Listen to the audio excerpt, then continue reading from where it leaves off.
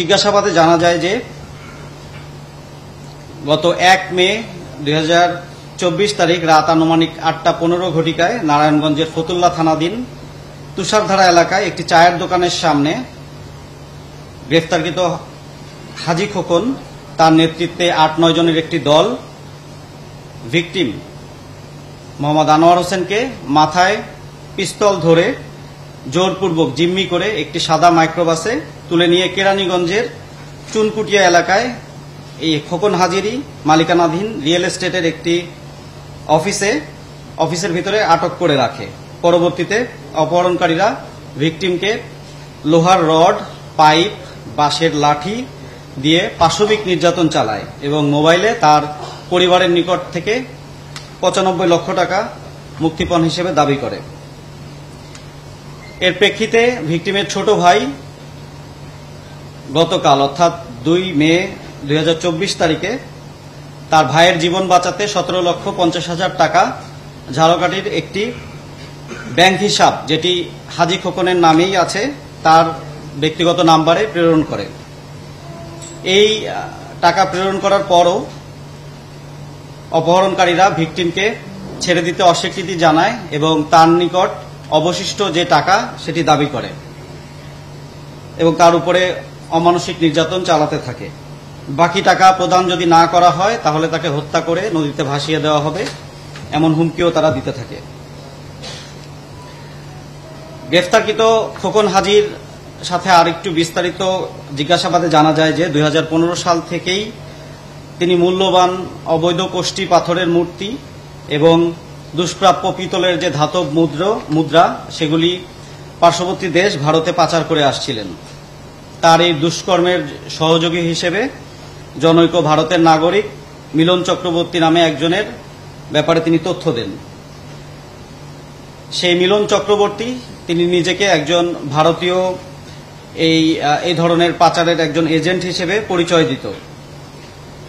কোষ্ঠী পাথরের মূর্তি এবং দুষ্প্রাপ্য যে ধাতব মুদ্রা সেগুলির ক্রেতাও এই মিলন চক্রবর্তী ছিলেন। আমরা যে গ্রেফতারকৃত খোকন হাজী তার সাথে কথা বলে জানতে পারি 2015 থেকে 2017 সাল পর্যন্ত এই 2 বছর সময়ে তিনি সফলভাবে 7টি চালান ভারতে পাচার করেছিলেন। খোকন হাজির এই কোষ্ঠী পাথরের মূর্তি এবং ধাতব মুদ্রা সংগ্রহ করার জন্য নাইম, মোস্তফা হাওলাদার এবং রবি নামে 3 জন ব্যক্তি ছোট ছোট দলে বিভক্ত হয়ে সারা দেশে এই জিনিসগুলি সংগ্রহের কাজ করত। বিনিময়ে এই খোকন হাজী তাদেরকে 30,000 টাকা করে মাসে বেতন দিয়ে আসছিলেন। দীর্ঘদিন এই অবৈধ মূর্তি পাথরের ব্যবসা এগুলির সাথে সহযোগিতা করায় এই মোস্তফা হাওলাদার, যিনি তার বেতনভুক্ত কর্মচারী ছিলেন, তার সাথে এই খোকন হাজীর একটা সখ্যতা গড়ে ওঠে। পরবর্তীতে মিলন চক্রবর্তী, যিনি ভারতের নাগরিক, তিনি 2017 সালে একটি প্রস্তাব দেন যে একটি বিশেষ ধরনের মূর্তি এবং অবৈধ যে ধাতব মুদ্রা সেগুলি প্রদান করার জন্য 400 কোটি টাকার একটি ডিল হবে। এরকম প্রস্তাবের প্রেক্ষিতে খোকন হাজী তিনি তার বিশ্বস্ত মোস্তফা হাওলাদারকে এই দুষ্প্রাপ্য মূর্তি এবং ধাতব যে মুদ্রা সেটি জোগাড় করার জন্য দায়িত্ব দেন এবং পরবর্তীতে এই মোস্তফা হাওলাদার নামে যে ব্যক্তি বেতনভুক্ত কর্মচারী ছিলেন তিনি খোকন হাজীকে বরিশালের ঝালকাঠি জেলাতে নিয়ে গিয়ে একটি নকল মূর্তি এবং একটি প্লাস্টিক বাক্সে কিছু নকল ধাতব মুদ্রা তার কাছে দিয়ে দেন এবং এর বিনিময়ে তিনি 95 লক্ষ টাকা হাতিয়ে নেন। পরবর্তীতে খোকন হাজী যখন জানতে পারেন যে তাকে নকল মুদ্রা এবং নকল মূর্তি প্রদান করা হয়েছে, তিনি অত্যন্ত ক্ষিপ্ত হন এবং সমগ্র ঝালকাঠিতে এই মোস্তফা হাওলাদারকে তন্ন তন্ন করে খুঁজতে থাকেন। দীর্ঘ 6 বছর পার হলেও আসলে তিনি মোস্তফা হাওলাদারের কোনো হদিস করতে পারেননি। এখানে উল্লেখযোগ্য হচ্ছে এই মোস্তফা হাওলাদার বেতনভুক্ত কর্মচারী যিনি ছিলেন, তিনি আমাদের এই ভিকটিম মোহাম্মদ আনোয়ার হোসেন খান তার ভাইরা ভাই। তো গত 1 মে 2024 তারিখে যখন খোকন হাজী তার সোর্সের মাধ্যমে জানতে পারেন যে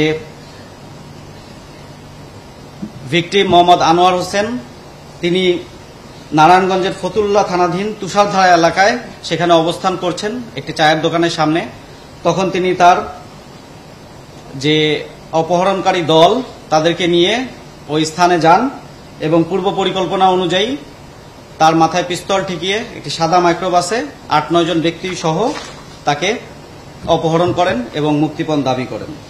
এই খোকন হাজি তিনি একজন মূলত ঠিকাদার। রাজধানীর মতিঝিল এলাকাতে তার ঠিকাদারি প্রতিষ্ঠান রয়েছে এবং 1975 সালে এই খোকন হাজি তিনি জগন্নাথ কলেজ থেকে এইচএসসি পাশ করেন। আমরা জানতে পেরেছি তার 2টি ছেলে এবং একটি মেয়েও আছে। কিন্তু মূলত এই ব্যবসার পেছনে তিনি অবৈধ কষ্টিপাথরের মূর্তি এবং দুষ্প্রাপ্য যে ধাতব মুদ্রা এগুলির ব্যবসা পরিচালনা করে আসছিলেন। গ্রেফতারকৃত অন্য আসামিরা তারা ভিন্ন ভিন্ন পেশায় নিয়োজিত থাকলেও মূলত তারাও এই কষ্টিপাথর এবং ধাতব মুদ্রার যে অবৈধ ব্যবসা তার সাথে জড়িত ছিলেন বলে আমরা প্রাথমিকভাবে জানতে পেরেছি। এবং এই অপহরণের যে অপকর্মটি সেই অপকর্মটির সাথে এই অবশিষ্ট 6 জন তারা প্রত্যেকেই সরাসরিভাবে জড়িত ছিল। এই অপহরণের সাথে সোহেল নামে আরো একজন ব্যক্তির তথ্য আমরা পাই, যাকে আমরা এই 7 জনের ভিতরে উদ্ধার করতে সক্ষম হইনি। আমরা ভিকটিমের কাছ থেকে জানতে পেরেছি যে যখন তাকে নির্যাতন করা হয়েছিল সোহেল নামে যে ব্যক্তি তিনিও এই নির্যাতনের সময় জড়িত ছিলেন। আসামিদের নিকট থেকে মূলত হাজি খোকনের নামে লাইসেন্সকৃত একটি পিস্তল এবং একটি শটগান আমরা উদ্ধার করতে সক্ষম হই। গ্রেফতারকৃত আসামিদের বিরুদ্ধে আমরা আইনানুগ ব্যবস্থা গ্রহণ প্রক্রিয়াধীন রেখেছি এবং একই সাথে আমরা ভিকটিম মোহাম্মদ আনোয়ার হোসেন খান তাকে তার পরিবারের নিকট হস্তান্তর করার যে প্রক্রিয়া সেটিও প্রক্রিয়াধীন রয়েছে। ধন্যবাদ।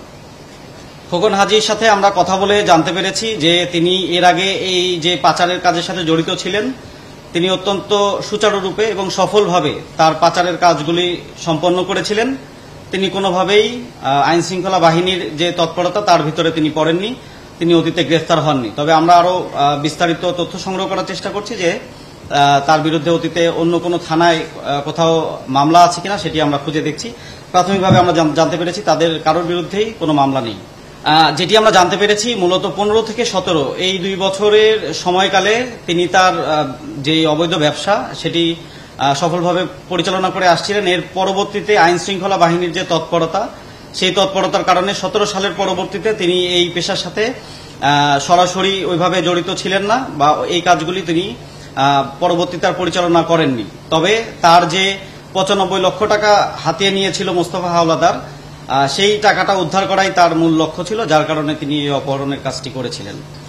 আমরা যেহেতু এটা একটা অপহরণের ঘটনা, অপহরণকারীদেরকে ধরার পরে আমরা তাদের সাথে প্রাথমিকভাবে কথা বলে এই মূর্তি পাচার এবং ধাতব মুদ্রা পাচারের বিষয়টি জানতে পেরেছি। এখন তাদের সাথে কথা বলে আরো একটু বিস্তারিত জিজ্ঞাসাবাদে আমরা অন্যান্য দেশের কারা কারা জড়িত সে বিষয়ে আরেকটু তথ্য নিব। আমরা এখন আসলে খুবই প্রাথমিক অবস্থা, এই বিষয়ে আরো বিস্তারিত মন্তব্য করার জন্য আমরা আরেকটু খুঁজে দেখব। ভিকটিম আনোয়ার হোসেনের সাথে আমরা কথা বলেছি। মূলত মোস্তফা হাওলাদারের তো কোনো সন্ধান আমাদের কাছে নেই এবং আমরা আমাদের যে ভিকটিম আনোয়ার হোসেন তার সাথে কথা বলে আমরা যেটা জানতে পেরেছি যে তার সাথেও তার ভাইরার মূলত কোনো যোগাযোগ নেই। তো যদি আমরা দুইজনকে একসাথে বসিয়ে আমরা মুখোমুখি প্রশ্ন করতে পারতাম তাহলে হয়তো এই বিষয়টি পরিষ্কার হতো।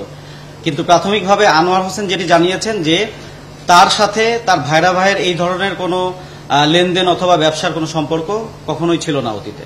খোকন হাজি বলেছে তিনি আনোয়ারের সাথে এর আগে পরিচিতও ছিলেন না, মূলত মোস্তফা হাওলাদারকে পাওয়ার জন্যই তিনি আনোয়ারকে অপহরণ করেছিলেন।